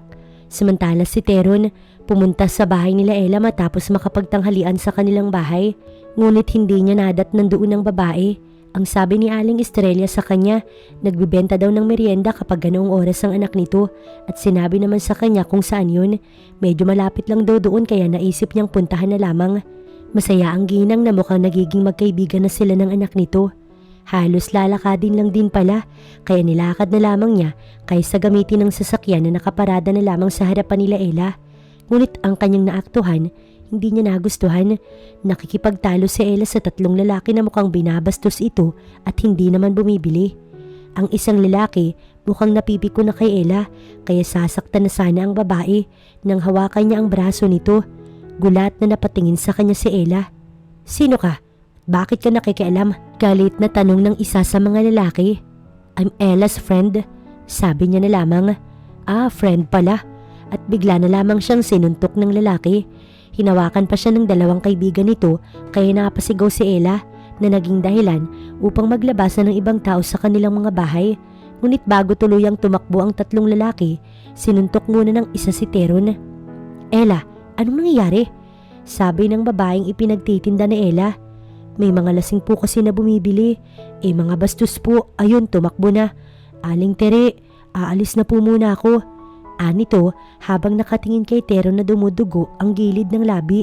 Sige na, asikasuhin mo na muna yung kaibigan mo. Ang anak ko na munang bahala dito. Mabuti na lang talaga at walang pasok yung anak nito ng araw na yun kasi kung meron, hindi siya paaalisin. Ano ba kasing ipinunta mo rito? Tanong ni Ella kay Teron nung nasa bahay niya na sila. Mabuti na lang at mukhang tulog pa ang kanyang ina kaya hindi na ito makakapag-usisa pa kung ano ang nangyari. Gusto ko lang na makita ka. Walang pag-aalinlangan at diretsahan itong sagot. Napahawak na lamang siya sa kanyang sentido. Punta ka ng punta dito, hindi ka naman sanay sa mga tao dito. Binabastos ka at kung hindi lang sila tatlo nakaganti ako dun. Pagdadahilan pa ng lalaki. Sabihin mo tapang-tapangan ka lang. Pangaasar na Ella, it's your fault din dahil kung hindi kita pinuntahan. Si Ella na ang tumapos ng sasabihin. Ay hindi ka magkakaroon ng ganyan? Sino bang may sabi sa'yo na puntahan mo ko? Wala. Ikaw lang ang pumunta, kaya wag mo kong sisihin. Natahimik si Teron. Bastos yung mga tambay na yun. Bakit ikaw? Binastos mo rin naman ako nung una mong nakilala ya. Ayaw talagang magpatalo ni Ella. Iba na ako ngayon sa una mong nakilala, Ella. May diin na sabi ni Teron bago ito umalis at mukhang napikon sa kanya. Mabilis lumipas ang araw. Araw na naman ng linggo, kaya doon na naman siya sa bahay ng mga Hernandez. Pero ang huling pagtatalo nila ni Teron na naging dahilan para umalis ito ay nasa isip niya pa rin at parang nakukonsensya na gusto niyang humingi ng tawad sa lalaki dahil siya na nga ang ipinagtanggol nito tapos pinagsalitaan niya pa ito ng masama. Ella, pagkapasok niya ng bahay, tinawag agad siya ni Missy. Makatawag ka naman? Na-miss mo ba ako? Natatawa niyang sabi sa kaibigan na parang hindi ito mapalagay at may gustong sabihin sa kanya. Si Sir Teron kasi may sakit. Tila ba, problemado nitong sabi. Hindi niya alam kung matutuwa ba siya o kung ano ang dapat na maramdaman. Kung may sakit ito, ibig sabihin lamang noon, walang manggugulo sa kanya. Ngunit hindi dapat na ikatuwa ng kahit na sino ang pagkakasakit ng isang tao. Ano bang nangyari? Kasi naman kagabi, nag-inom sa labas tapos umuulan. Wala pa naman ang mga magulang niya. Hindi naman namin papasok. Ilang araw na yang umiinom. Simula noong pumunta sa inyo at umuwi dito na parang may sumuntok. Ano ba kasing nangyari sa inyo? Ha? Wala naman. Baka may problema lang. Ani at dinala na ang 2 basket na may lamang mga damit. Nakababa na kasi yun kaya hindi niya na kailangan pang kuhanin sa itaas. Kung may problema siya, baka ikaw na yun, Ella. Mukhang tinamaan na sa'yo. Tila ba kinikilig na sabi ni Missy pero napailing-iling na lamang siya tsaka lumabas ng kusina. Magsisimula pa lang sana siyang maglaba nang biglang sumulpot si Mrs. Hernandez. Ella, iha, pwede bang ikaw ang magdala ng gamot at pagkain sa kwarto ng aming anak? May sakit kasi siya, ngunit ayaw sumunod sa amin at tumaasa kami na ikaw ang makakapagpasunod sa kanya, iha. Nag-aalala para sa anak na sabi ng ginang. Po, bakit po ako? Kilala ko yung aking anak, iha, at kabisado ko na siya. Mukhang nagkakaganito siya dahil sa'yo. Hindi ko alam kung anong meron sa inyong dalawa. Kung magkaibigan lang talaga pero sana, tulungan mo kami. Gusto ko na umayos yung aking anak. Naawa naman si Ella sa ginang kaya sinunod niya ang nais nito. Siya ang nagdala ng pagkain at gamot ni Teron. Kumatok siya sa kwarto ngunit walang sumasagot kaya sinundan niya ng ilang katok pa. Pero wala talagang sumasagot kaya pumasok na siya. Pagbukas niya ng silid, nakita niya si Teron na lamig. Nakabalot ito ng kumot at nanginginig din kaya mabilis niyang ipinatong ang dalang tray sa isang mesa doon at nilapitan ng lalaki. Pinilit niya itong bumangon, kinuha niya agad ang gamot at pinainom ito. Anong ginagawa mo dito? Kahit na hindi okay, nagawa pa nitong tanungin siya. May sakit nga kayo, linggo ngayon malamang maglalaba ako. Pataray niya namang sagot. At saka kumain ka na nga. Alalang-alala sa'yo yung mami mo. Paninermon niya sa lalaki. Ang may sakit walang ganang kumain. Sagot naman ito sa kanya. Hindi ka naman kasi magkakasakit kung hindi ka nag-inom sa ulanan. Ano yun, trip mo lang? Naiinis na sabi ni Ella habang hawak niyang pinggan na may lamang kanin at ulam. Unti-unti niya itong sinubuan. It's your fault. Hindi ko na alam ang mga ginagawa ko dahil sa'yo. Ikaw na lang lagi ang nasa isip ko. Anong ginawa mo sa akin, Ella? Napaawang na ang labi ni Ella sa mga sinabi ng lalaki. Aba, hindi kita kinukulam. Kahit galit ako sa'yo, hindi ko gagawin yun. Aniya nang tapos niya na itong pakainin, lalabas na sana siya ng silid nang may aminin sa kanya ang lalaki. I think I like you already, Ella. Kasi hindi ako magkakaganito kung hindi. Hindi alam ni Ella kung paniniwalaan niya ba si Teron sa sinasabi nito na gusto siya. O possible na gusto nga siya, pero baka gusto siya na makama at bukod doon ay wala na. Napailing-iling na lamang siya habang naglalaba. Dapat ay hindi na siya magpadala sa mga sinasabi sa kanya ng lalaki dahil sa huli, baka siya lamang din ang talo. Sabi nga nila ay sa una lang magaling ang mga lalaki, dadaanin ka sa mga salita nilang nakakadala at sa huli, ikaw ang talo. Mabilis na natapos si Ella sa kanyang labahin pati na rin sa pagsasampay. Tinulungan na rin kasi siya ni Macy na sabi daw ng Mrs. Hernandez. Tulungan na siya na hindi niya alam kung bakit nga ba kailangan pa siyang tulungan. Alam naman ng mga ito na kaya na niya. Alam kong kalabisan na ito, iha, at hindi na ito parte ng trabaho mo sa amin. Pero maaari ba na dalhan mo ulit ng makakain si Teron sa silid niya? Pakiusap sa kanya ni Mrs. Hernandez habang ang asawa nito na nasa tabi nito tila ba nahihiya sa kanya dahil sa pakiusap ng asawa nito sa kanya. Sige po, sabi niya na lamang. Aalis din naman siya agad pagkadala niya. Ayaw niyang magtagal ron. Ano bang ginagawa mo? Tanong ni Mr. Hernandez sa asawa. Kapag iba o kahit tayo, ayaw ng ating anak. Gusto niya si Ella. Paliwanag ng ginang. Hindi tayo nakakasigurado kung gusto niya ba talaga si Ella o gusto niya lang na itulad sa ibang babae. Dahil sa ginagawa mo baka mapahamak si Ella dahil sa ating anak. May halong inis na sabi ni Mr. Hernandez sa asawa. Bakit ka ba ganyan sa anak mo? Malay mo si Ella na yung makakapagpabago sa kanya. Nakikita kasi ni Mr. Hernandez na napakabuting dalaga ni Ella at hindi ito nababagay sa kanilang anak na babaero. Hindi tayo sigurado dyan. Hindi na lamang umimik si Mrs. Hernandez. May tiwala siya sa anak na malinis ang hangarin nito kay Ella at hindi ito itutulad sa ibang babae. Napag-isipan mo na ba ang sinabi ko? Tanong ni Teron nang makabalik siya sa kwarto. Nakainom na kasi ng gamot kaya maayos-ayos na. Ano bang gusto mong sabihin ko? Gusto mong paniwalaan kita? Ang sabi na lang ni Ella bago ipinatong ang dala niya sa lamesa. I'm serious on what I said, Ella. Seryosong sabi ni Teron sa dalaga na tinignan lamang siya. Parang hirap kasing paniwalaan. Bakawi mo lang to para makuha ko kaya hindi mo rin ako masisisi. Sabi na lamang ni Ella. Nakita niyang napakuyom ng kamao ang lalaki. Halatang pinipigilan lang ang sarili na magalit. Ano bang gusto mong gawin ko para maniwala ka sa mga sinasabi ko? Pinilit ni Teron na gamitin ang pinakakalmadong boses sa kanya. Wala Sir Teron, dahil wala kang mapapala sa akin. Ayoko sa mga playboy na katulad mo. And please, huwag mo nang gamitin ang mga magulang mo sa akin, lalo na yung mami mo. Ani at tinalikuran na si Teron na narinig niyang napamura pa ng mahina pero hindi niya ito nilingon pa at tuluyan na siyang lumabas ng silid. Sa inis ni Teron, naitapon niya ang dinala ni Ella para sa kanya. Aalis na po ako, sabi ni Ella nang maibigay na sa kanya ang pera. Narinig niya pa na napabuntong hininga ang ginang. Nagsisimula na tuloy siyang mag-isip kung kailangan niya na bang humanap ng ibang trabaho para tuluyan na rin siyang malayo kay Teron at hindi na ito makita. Sa tingin niya kasi, doon lang matatapos ang lahat. Araw ng Miyerkules, maagang umalis si Ella sa kanila. Ang paalam niya sa nanay niya, maghahanap siya ng trabaho. Wala siyang mapapala kung papairalin niya lamang ang takot niya na wala siyang degree o hindi siya nakaabot at nakatapos ng kolehiyo. Naniniwala naman siya na kahit papaano, may tatanggap pa rin sa kanya. Pero ang totoo talagang dahilan, ayaw niya nang bumalik pa sa bahay ng mga Hernandez. 3 araw na ang nakararaan nang pumunta siya doon na may sakit si Teron at sa tingin niya, ngayon ay magaling na to.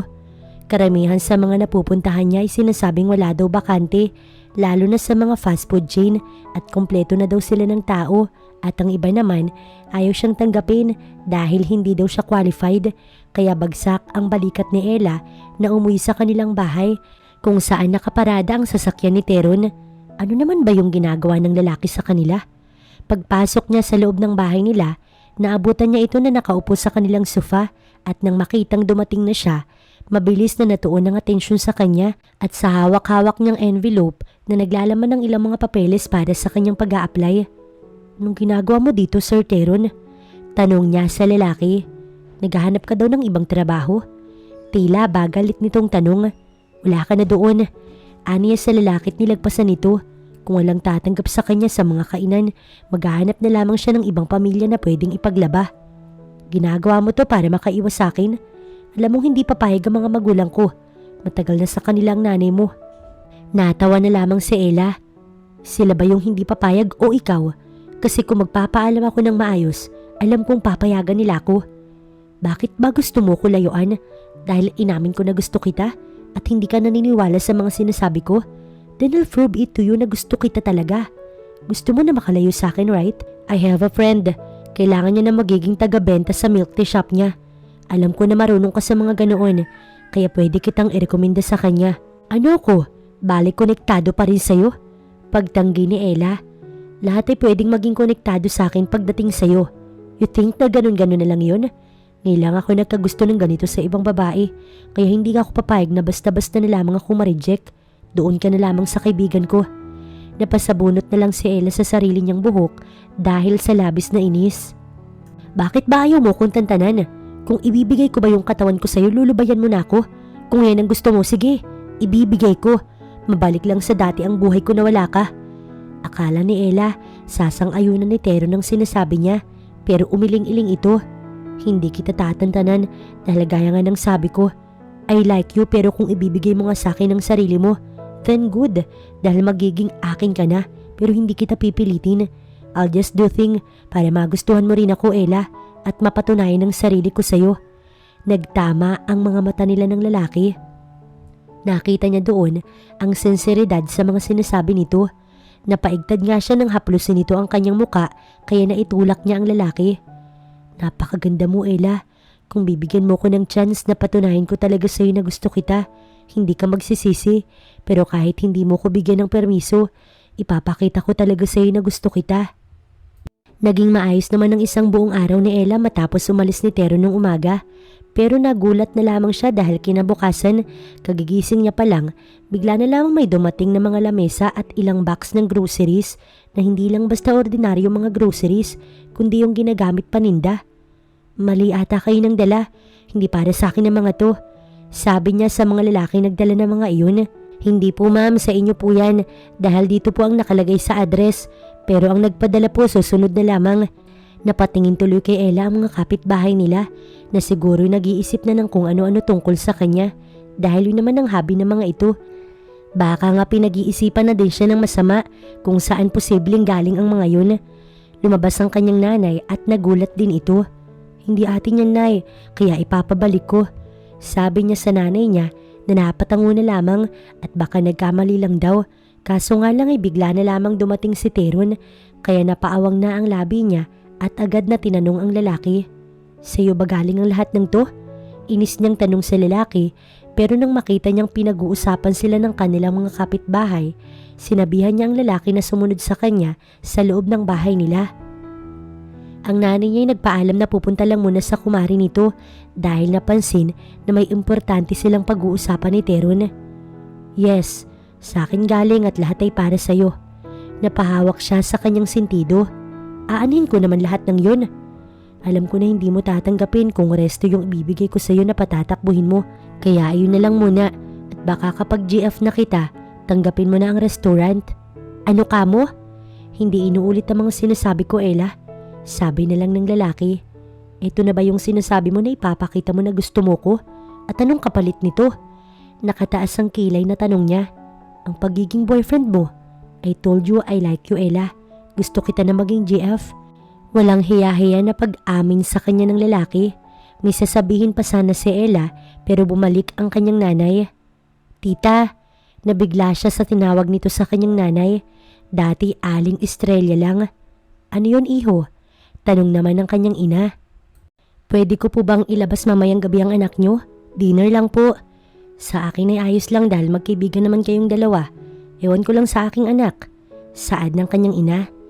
Ayos lang po kay Ella pero ang sabi niya po, magpapaalam siya sa inyo, kaya ako na po ang nagpaalam. Inis niyang tinignan si Teron. Ang galing naman nitong magsinungaling.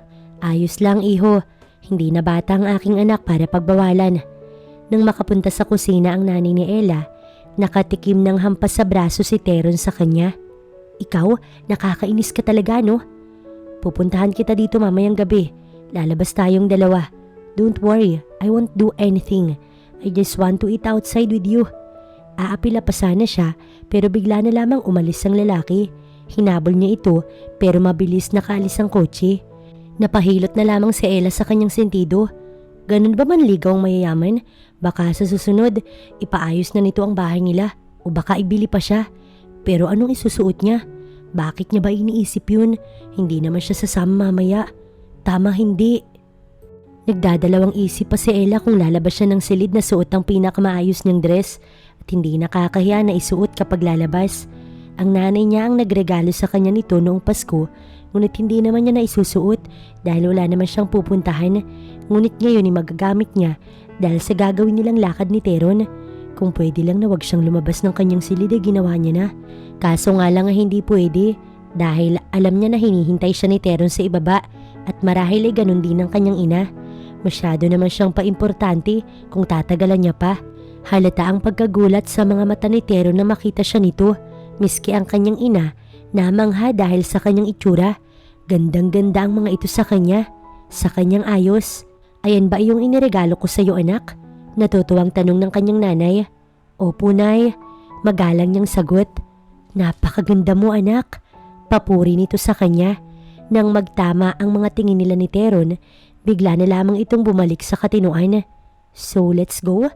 Ang tangi nitong nasabi. Tita, alis na po kami. Ngumiti ang kanyang nanay. Ikaw nang bahala sa anak ko iho. Noong nasa sasakyan na sila, saglit siyang tinignan ni Teron. He look gorgeous. Mas lalo akong nahuhulog sa iyo Ella. Anito sa kanya. Umirap na lamang si Ella. Huwag mo kong bulahin Teron. Umalis na tayo para matapos na lahat ng to. Hindi na siya pinatulan pa ng lalaki at pinaandar na ang kotse. Ang biyahe nila'y naging tahimik lang hanggang sa nakarating sila sa restaurant kung saan doon sila magdi-dinner. Si Teron ang naunang bumaba ng sasakyan upang siya ay alalayan.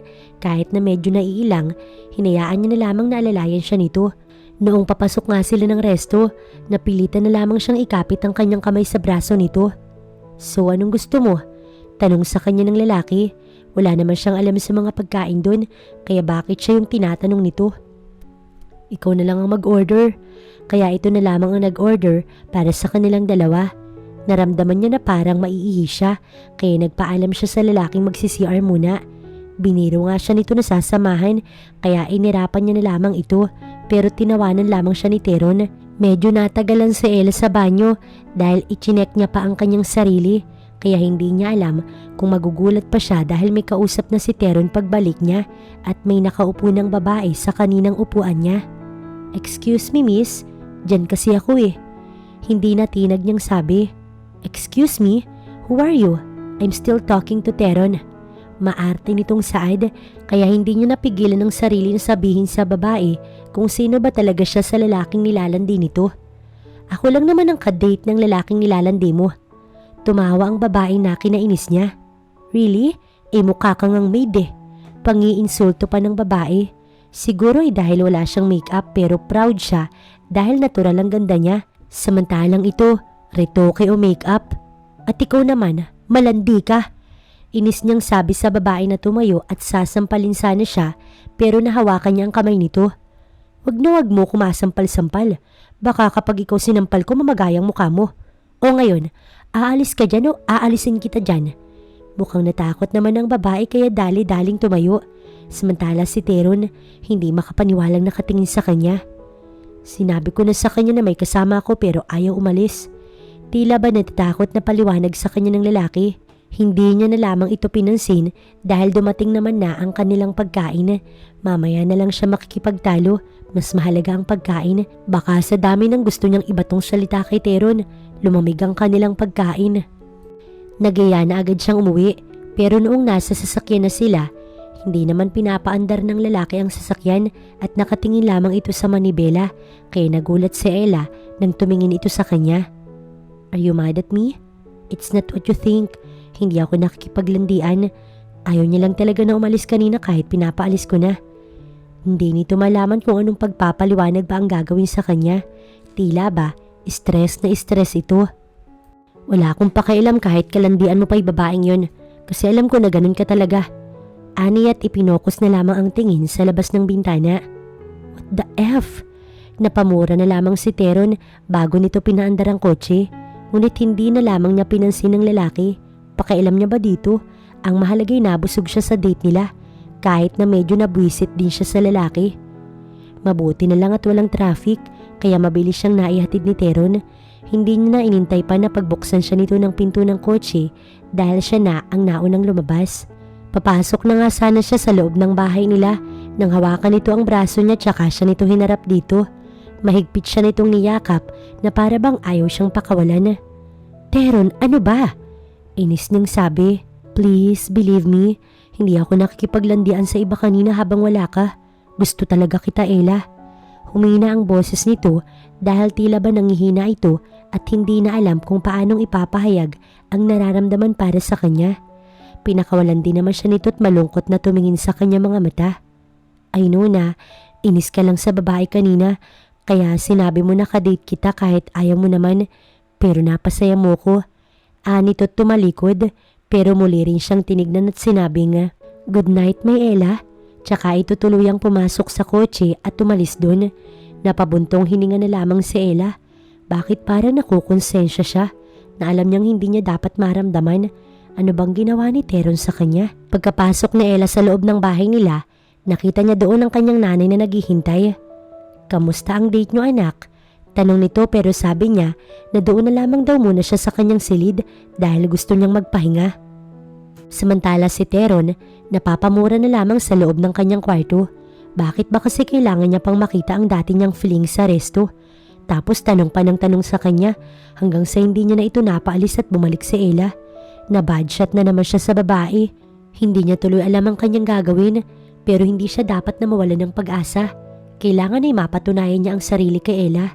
Kinabukasan ay maagang nagising si Ella pero nagulat na lamang siya dahil pagising niya at paglabas niya ng kanyang silid, nakita niya ang napakaraming bulaklak sa kanilang bahay. Kanino ito galing, Nay?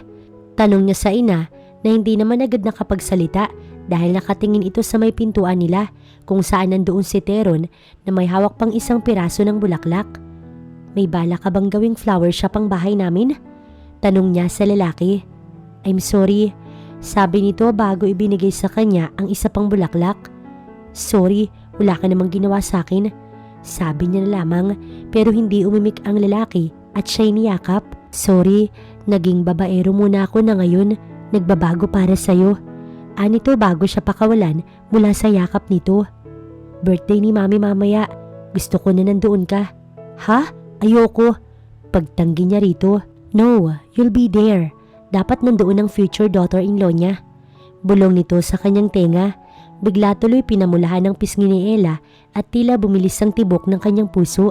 Anong nangyayari sa kanya? Hindi alam ni Ella kung bakit. Humiram pa siya ng damit sa kapitbahay nila na maisusuot niya para sa selebrasyon ng birthday ni Mrs. Hernandez.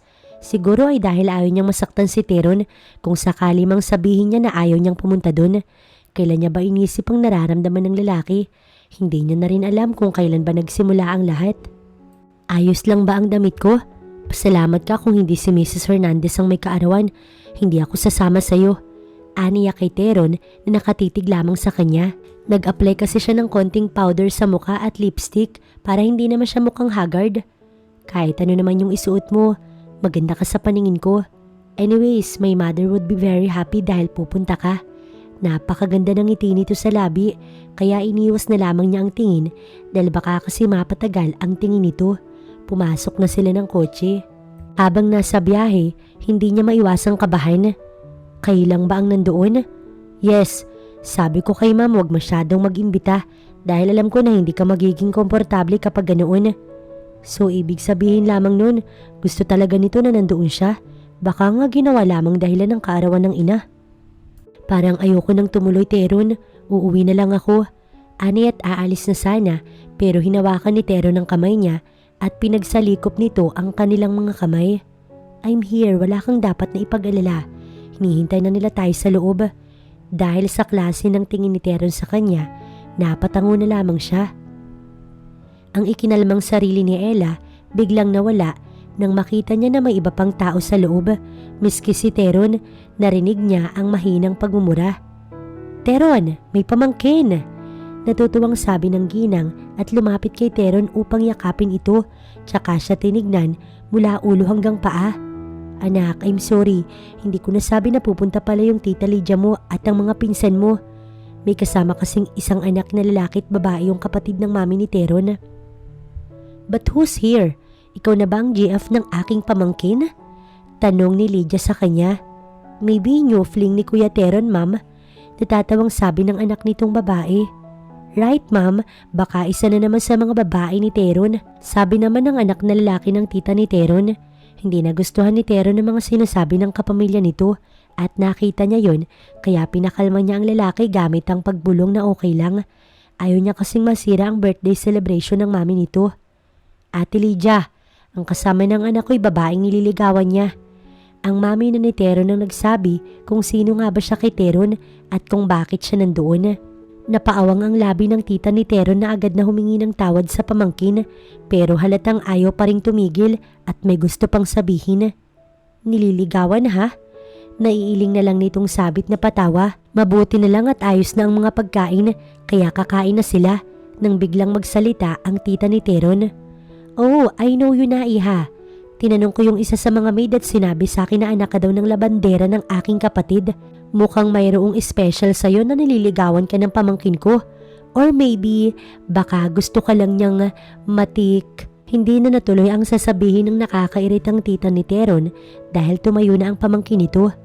Kung wala kayong magandang sasabihin, pwede bang umalis na lang kayo? Sinisira niyo lang yung birthday celebration ni Mami. Napatayo na rin tuloy siya upang pakalmahin si Teron na inis sa tiyahin kahit di naman siya naiinis dito. Anak, calm down. Pwede naman natin itong pag-usapan ng maayos. Mahinahong sabi kay Teron ng ina nito. Halatang nai-stress na rin ang ginang. Kung hindi naman dahil sa kapatid nito, hindi magiging ganoon ang celebration ng birthday nito. Lina, I was just telling the truth. Hindi ba't babaero naman talaga itong anak mo? Ilang babae na ba yung natikman niya? Kung wala nga lang itong mga negosyo na pinapatakbo, yun na magiging pinakapintas sa kanya. Pero nakakatawa lang na pati isang anak ng labandera gusto niyang makuha. Tumawa pa ang tiyahin ni Teron kaya hindi niya na napigilan ng sarili na ipagtanggol si Teron mula dito. Wala naman pong masama sa pagiging labandera. Ang masama po ay mga taong katulad niyo na nagmamata sa kapwa porke nakakataas lang sila. Alam ko po na babaero si Teron at nakita ko na pong nagbabago na siya at hindi na tulad ng dati. Aniya sa ginang na napairap na lamang. Sinasabi mo yan dahil malandi ka din. Gusto mo na may makuha sa pamangkin ko. No wonder na yun naman ang gusto ng mga mahihirap na kagaya mo. Ang maging mayaman din at Enough! Ang daddy ni Teron ang sumigaw. Inis na rin sa kapatid ng asawa. Kung hindi mo kayang respetuhin yung anak ko at ang kanyang bisita, umalis ka na dito. Pasalamat ka't kapatid ka ng asawa ko dahil kahit na ayaw ko, napipilitan ako na pumayag na maimbita ka niya. Mapasaya lang ang aking asawa. Natahimik silang lahat dahil sa nakakatakot na aura ng Mr. Hernandez. Won't you do anything, Lina? Pinagtutulungan na nila ako at ikaw nag-imbita sa amin dito ng mga anak ko. Bago pa sagutin ng mami ni Teron ang sinasabi ng tita nito, hinawakan siya nito para sa pag-alis nila dun. I'm sorry ma'am, pero hindi ko makayanan ng manatili dito habang narito si tita. Okay lang sa akin na pagsalitaan niya ako ng kung ano-ano, pero wag ang babaeng gusto ko. Anito, tsaka sila umalis dun. Teron, bumalik ka sa loob. Kawawa naman ang mami mo. Ako na lang ang aalis. Tutal ako yung dahilan kaya ka inaasar ng tita mo. Mahinahon niyang sabi sa lalaki. Ayoko, maiintindihan naman siguro ko ni mami at alam niya na may ugali talaga ang kapatid niya. Habang nasa biyahe sila, patingin-tingin lamang siya kay Teron na wala ang saya nito. Hindi tulad kanina nung sinundo siya ang saya-saya. I'm sorry na nasaksihan mo pa yung ganoong alitan namin. Sabi sa kanya ng lalaki nang nasa harapan na sila ng kanilang bahay. Hindi mo kailangang humingi ng tawad at wala ka namang kasalanan kundi yung tita mo na grabe kung pintasan ka. Aniya sa lalaki. Sa sobrang kasiyahan na naiintindihan niya ito, niyakap siya ng lalaki tsaka ito tumalikod at sinabing aalis na. Ngunit tinawag niya ito kaya nilingon siya. Lumapit naman siya sa lalaki at hinagkan ito sa pisngi. Good night. Ani at naglakad na siya papasok ng kanilang bahay. Samantala si Teron hindi makapaniwala na hinagkan siya ni Ella sa pisngi. Parang biglang nawala lahat ng inis at galit niya dahil napalitan iyon ng kilig. Habang si Ella napahawak sa kanyang dibdib, ang bilis ng tibok ng kanyang puso. Kanina lamang ipinagtanggol niya si Teron mula sa tiyahin nito at ngayon naman hinalikan niya ito sa pisngi. Kumpirmado na ang nararamdaman niya. May gusto na siya sa lalaki. Buong akala ni Teron magagalit sa kanya ang mami sa pag-uwi niya dahil sa pagsagot-sagot niya sa kanyang tiyahin. Ngunit wala namang nangyaring ganoon. Ang agad kasi nitong tinanong ay kamusta sila ni Ella o kung anong nangyari matapos niyang ihatid ang dalaga. Ella and I were fine, ma'am. Aniya sa kanyang mami na bigla na lamang lumungkot ang muka. Ngunit imbis na magalit dito, niyakap na lamang niya ang mahal niyang ina. I'm sorry for earlier. Kung alam ko lang na ganoon ang mangyayari, sana hindi ko na lang inimbita pa sila ate. Malungkot nitong Ani. Pinakawalan niya ang ina mula sa kanyang yakap. Wala kang kasalanan, mami. Si Tita Lydia talagang may ugaling hindi maganda. Kahit na yung mga anak niya ganun din. I'm sorry too dahil bigla na lamang ako umalis. I-understand you, anak. Ayaw mo lang na palalain pa yung sitwasyon. Maya-maya pa'y bumaba ang kanyang daddy at agad din siyang tinanong kung kamusta sila ni Ella. We're okay, Dad. Anong ibig sabihin ng okay na yan? Kayo na ba? Sinagot ka na ba niya? Natawa si Teron sa tanong ng kanyang daddy. Hindi pa, Dad, pero I think malapit na at kung malayo pa, handa rin naman ako maghintay. Hindi ko siya pipilitin. Nang tuluyang makalapit sa kanila, tinapik siya ng daddy sa kanyang balikat. I'm so proud of you, son. Nakita ko na yung pagbabago mo simula nung nagkagusto ka kay Ella. Hindi ka niya binago, kundi binago mo yung sarili mo para sa kanya. Kung sasagutin ka niya, hindi masasayang ang oo niya sa'yo. Napangiti na lamang si Teron sa sinabi ng kanyang daddy. Natutuwa siya na proud sa kanya ang kanyang daddy. Nag-group hug silang pamilya. May ngiti sa labi ng bawat isa. Ang sabi ng kanyang mami, hindi na babalik pa doon ang kanyang tita dahil pinagsabihan na ito ng kanyang daddy. Nang gabing yon, naging maayos ang tulog ni Teron, lalo na dahil sumagi pa sa isip niya ang ginawang paghalik sa kanya ni Ella. Kinabukasan, maagang nagising si Ella, pero paglabas na ng kwarto, si Teron agad ang kanyang nakita na may dalang bouquet of flowers at nakita niya ang mga pinapasok na groceries sa kanilang bahay. Ano na naman to, Teron? Hindi mo pa naman ako sinasagot kaya tuloy pa rin ako sa panliligaw. Teron, ang totoo niyan, hindi niya agad masabi sa lalaki kaya medyo natatagalan siya sa pagsasalita. Ang mukha ni Teron, nakita niyang kinakabahan, parang kinakabahan nito sa kung ano man ang kanyang sasabihin. Busted na ba ako? Malungkot ang boses nitong sabi. Teron, kung busted na ako, wala akong pakialam, Ella. Hindi pa rin ako titigil. Hindi ako basta-basta susuko.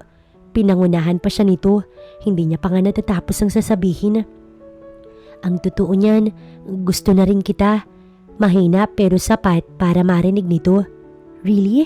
Tama ba ako nang narinig? Daig pa ng lalaki ang nanalo sa loto dahil sa reaksyon. Bakit? Ayaw mo? Hindi niya natapos ang sasabihin nang yakapin siya nito ng mahigpit. Tara, magpakasal na tayo. Anito, kaya nakatikim ng batok ang lalaki mula sa kanya. Sabi ko gusto na rin kita, kaya bakit kasal na agad? Hindi ba dapat ay magjowa muna? So, GF na kita? Kunwari ay saglit muna siyang nag-isip tsaka siya tumango. Bakit? Ayaw mo ba? Kung may ayaw man ako, yun ay ayaw kitang pakawalan. Sinagot mo to? Totoo? Tumatawang tanong sa kanya ng kaibigan ni Teron na si Gerald. Ang lalaki kanina pa inaasar ang kaibigan pero si Teron hindi naman ito pinapatulan dahil alam nito na kapag pinatulan nito si Gerald ay talaga namang mayayari sa kanya. Bakit naman hindi? Nagbago naman na yung kaibigan mo. Sabi na lamang ni Ella kay Gerald na tumigil na sa pagtawa. Tinawag ni Teron si Manang kaya naiwan silang dalawa ng kaibigan nito.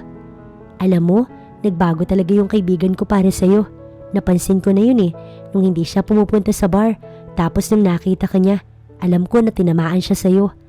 Naiiling na pagkukwento ni Gerald sa kanya. Nung una talaga, alam ko kung ano lang ang habol niya sa akin. Yes, pero tinamaan sa'yo ang gago. At malakas na naman itong tumawa. Kaya nagulat na lamang siya nang bigla siyang yakapin ni Gerald. Tingnan lang natin kung magseselos. Bulong sa kanya ng lalaki. Nang makita ni Tero na yakap ni Gerald si Ella, hindi niya na naiwasan na mag-init ang kanyang ulo. Anong karapatan ng kaibigan na yakapin ng GF niya at kilala niya ito bilang babaero? Inalayo niya si Ella mula sa kaibigan na mahina niyang tinulak. What the fuck are you doing? Teron, iniinis ka lamang niya. Tinitignan kung magsiselos ka. Panlalaglag ni Ella. Ayaw niya kasi na magkasakitan pa ang magkaibigan. Umalis ka na dito, Gerald. Baka mabangasan kita. Inis na sabi ni Teron sa kaibigan. Kaya nagpaalam si Gerald na aalis na ito habang natatawa pa rin. Tuwang-tuwa talaga sa kaibigan na si Teron na na-in-love na talaga. Parang ayoko nang kunin na best man ng gago na yun kapag kinasal tayong dalawa. Naiinis na sabi ni Teron kay Ella. Alam mo, kaibigan mo yun. Hindi lang talaga siya makapaniwala na tinablan ka ng love. Sabi na lamang ni Ella sa nobyo. And that's because of you. Kung sa iba hindi ako tatablan, iniisip ko tuloy kung kailan kami mamamanihikan nila mami. May ngiti sa labi na sabi ni Teron. Kapag asawa mo ko, sino na labandera nyo? Pagbibiro niya. Kukuha sila mami ng bago. Hindi pwede na ikaw pa rin. Ayoko na mapapagod ka. At niyakap siya ni Teron. Napangiti na lamang si Ella. Maya-maya pa, tinawag na sila ng mami ni Teron dahil kakain na raw. Good afternoon po, ma'am, sir. Nahihiya niyang bati sa mami at daddy ni Teron. Ano ka ba naman, iha? Mami or daddy na lang, or kung hindi ka pa sanay, tito at tita na lang. Pasasaan ba't soon? Dito na kayo titira ni Estrella. Kumunot ang noo ni Ella sa sinabi ng ginang. Po? Taka niyang tanong. Alam mo naman kapag kinasal na kayo ng anak ko, dinaan na lamang ni Ella sa pagtawa ang lahat. Hindi lang pala si Teron ng advance mag-isip, kundi ang mami rin ito. Makakaasa ka, iha, na ituturing ka din naming anak at pamilya ang nanay mo. Sabi pa ng daddy ni Teron, kaya si Teron ay napapangiti na lamang dahil suportado sila ng mga magulang nito. Sa isang tabi, kita niya si Manang, si Macy at ibang mga katulong na tila ba kinikilig. Tumingin siya kay Teron na makikita mo ng labis na saya ang muka. Alam niyang medyo pinahirapan niya ito.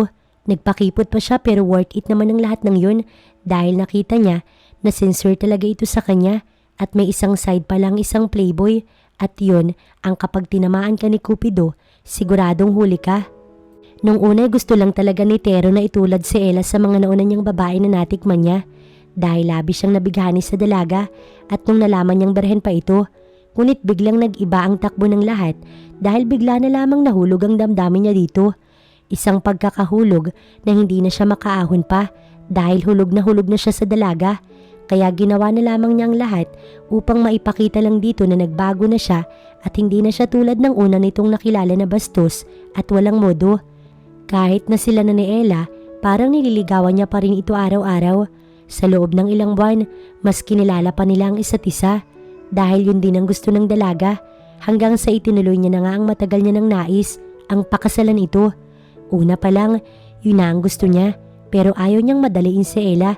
Kaya dinahan-dahan muna niya ang lahat. Noong lumuhod siya sa harapan ni Ella nang mag-propose, akala niya hindi siya nito sasagutin ng oo, kaya doble-doble ang kanyang kaba. Ngunit nang mag-yes ito, doble-doble naman ang saya ng kanyang puso dahil labis na kasiyahan ang kanyang nadarama. Mabilis niyang isinuot ang singsing kay Ella sa takot na baka magbago pa yung isip nito. Tsaka siya tumayo at mahigpit itong niyakap. Labis-labis ang pasasalamat niya na mapapakasalan niya na si Ella. Kaya ngayon, nasa may malapit na siya sa altar at iniintay ito na makalapit sa kanya. Habang kasama nito ang ina na akay-akay ito. Kung hindi dahil kay Aling Estrella, hindi niya makikilala ang anak nito. Kung hindi pumalit si Ella sa ina nitong naglalabada, hindi sila magkakakilala ng anak nito. Kaya labis-labis din ang pasasalamat niya sa ina ni Ella. Pakakaingatan mo yung aking anak, iho. Wag na wag mo siyang sasaktan. Yun lang ang sinabi sa kanya ng ina ni Ella. Makakaasa po kayo. Ang sabi naman niya sa ginang na naiiyak na. Kung hindi pa nga ito sinaway ni Ella, baka humagulgol na. Napakaganda mo. Papuri niya sa mapapangasawa. Kaya nga hulog na hulog ka sa akin, di ba? Pangasar nito sa kanya pero napangiti na lamang si Teron. Habang nagsasalita ang pari, wala doon ang kanyang atensyon kundi kay Ella na kung hindi pa siya sinaway, hindi siya ayos. Ang tanging pinaka naintindihan niya lang ata ay ang "You may kiss the bride" kaya mabilis niyang kinabig palapit sa kanya si Ella at ito'y hinagkan sa labi. Yun ang first kiss nilang dalawa kaya sigurado niya na memorable yun. Palakpakan naman ang kanilang narinig mula sa kanilang mga magulang, kila Manang, sa kaibigan nito na si Macy, kay Gerald at sa iba pang nandoon. Grabe bro, sino ba namang mag-aakala na magpapakasal ka? Kaya duda na ako nun eh. Sabi sa'yo, nahulog ka na pero ayaw mo pang umamin. In denial ka pa. Natatawang sabi sa kanya ng kaibigan. Si Ella tuloy napapangiti na lamang. Ella, grabe to sa kama. Sabing, bago pa nito natuloy ang mga balak sabihin, pinatahimik niya na ang kaibigan. Kung hindi pa handa si Ella, ayos lang naman sa kanya. Rerespetuhin niya ito. Kaya pa naman niyang makapaghintay. Matapos ang kasal, ay sa reception na sila dumiretso. Tara, takas tayo. Hindi niya inaasahan na si Ella pa ang magsasabi noon sa kanya. Halatang ayaw talaga nito sa matao. Mukhang gusto na nitong umuwi. Gusto ng mga magulang niya na doon sila ni Ella sa bahay ng mga ito. Pero naisip niya na bumili na lamang ng para sa kanilang dalawa at sa nanay nito. Ginamit niya ang kanyang kotse. Palihim silang umalis ng reception. Binuhat niya si Ella nung papasok na sila ng kanilang bagong bahay. Tinanong nito sa kanya kung saan ang kanilang magiging kwarto at kaagad naman iyong tinuro. Nagulat na lamang siya nang uhubarin ni Ella ang suot nito sa kanyang harapan. What are you doing? Nauutal niyang sabi. Teron, alam ko naman na matagal mo na tong hinihintay. Hindi yun ang dahilan kung bakit kita pinakasalan. Paliwanag niya sa asawa na ikinatawa naman ito. Alam ko, pero gusto ko na iparamdam mo sa akin kung gaano mo ko kamahal sa ganitong paraan. Lumapit si Ella sa kanya at ito na mismo ang humalik sa kanya hanggang sa mauwi ang lahat sa kama. Dinahandahan niya ang lahat dahil alam niya na birhen pa ang asawa. Ayaw niyang masaktan ng asawa pero alam niyang mangyayari at mangyayari yun. Ngunit gusto niya na kahit papaano nabawasan iyon kaya dinahandahan niya lamang. I love you. Thank you for giving me a chance and for marrying me. Ani at hinagkan ng asawa sa noo. Mahal din kita, Teron. Thank you din dahil minahal mo yung isang katulad ko. Kahit na medyo hindi naging maganda ang simula natin, pero nauwi din dito sa lahat. Napakaswerte ko sa'yo dahil nagawa mong magbago para lamang sa isang katulad ko. You're my everything. Napangiti na lamang ito sa kanyang sinabi. Matapos ang nakakapagod nilang ginawa, natulog na din silang dalawa. Ang naging regalo kay Ella ng mami at daddy niya ay isang resto na labis na nagdulot dito ng saya. Miski ang nanay ni Ella, masaya para sa anak, pati na rin siya, masaya siya para sa asawa. Isang araw, nagulat na lamang siya nang sumigaw ito, kaya ganoon na lamang ang saya niya nang ipakita nito sa kanya ang piti na positive ang resulta. Kaya sobrang saya niya dahil magkakaanak na sila ng babaeng pinakamamahal. Kaya ipinangako niya sa sarili na patuloy niya itong pakakamahalin at ang magiging anak nila. Magiging mabuti siyang asawa at ama, si Ella at ang magiging anak nila at wala nang iba. Sapat na kung anong meron siya, kontento na at masaya.